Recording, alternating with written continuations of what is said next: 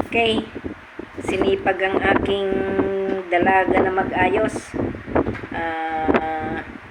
Naayos niya dyan sa may kwan ng TV. Yan.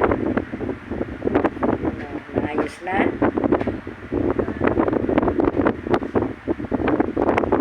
Ano yun, no?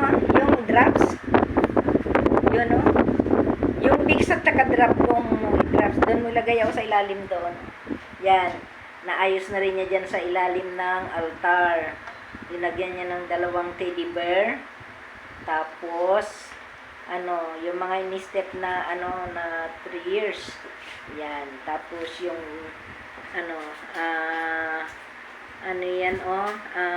sewing box.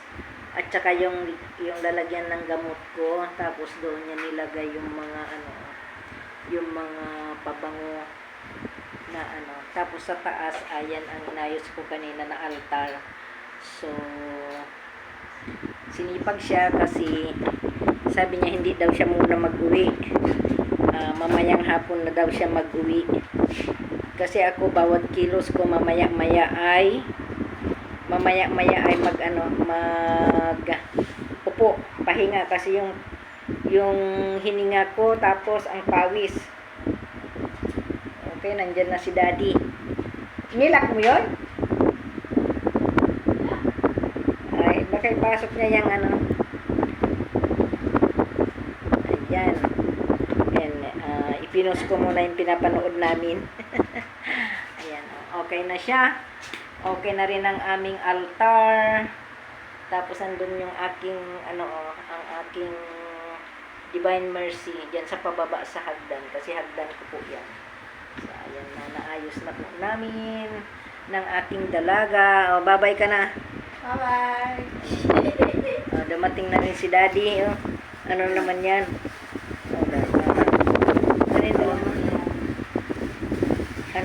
Saluyot? Ay, wag mo nang iganyan yan. Diyan na lang sa supot. Rambutan. Hindi piriprito ko nga sana yung tingnan mo doon, Daddy, naghahanap ng kahoy si Sibuyas man yung tigil na ito. Ang daming sibuyas. Di ba bumili tayo sa KCC? Hindi ko ba din ba nakapita? Nandun si Babaw. Tingnan mo, kumuha siya ng kahoy. Ano yan? Kumuha siya ng kahoy, nilagay niya doon yung mga Okay, malapit na yan.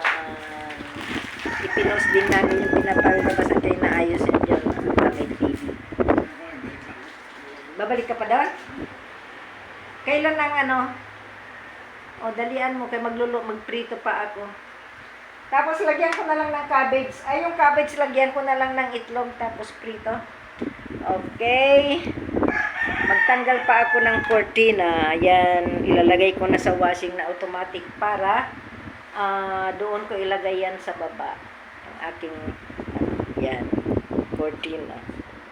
Palitan ko yung cortina. So, guys, thank you for watching. Tapos doon rin sa baba, yan ang aking dalaga umakyat sa hagdan. That is 14 steps. So, ayan. Paano yan siya? Grade 9 na siya. So, maliit lang na babae. Payatot pa. Ayaw magkain ng madami. Kailangan papagalitan para magkain ng madami. Okay, guys. Thank you for watching. God bless. Maayos na ang aming ang aking altar. Tinanggal ko yung sapin niya. Kay bababad ko yun. Tapos, dun sa baba ay doon nilagay ng yung mga bagay-bagay. Andiyan yung yung mga kulon. Kasi pag doon sa pag nasa kwarto ilalabas din niya. So ayan.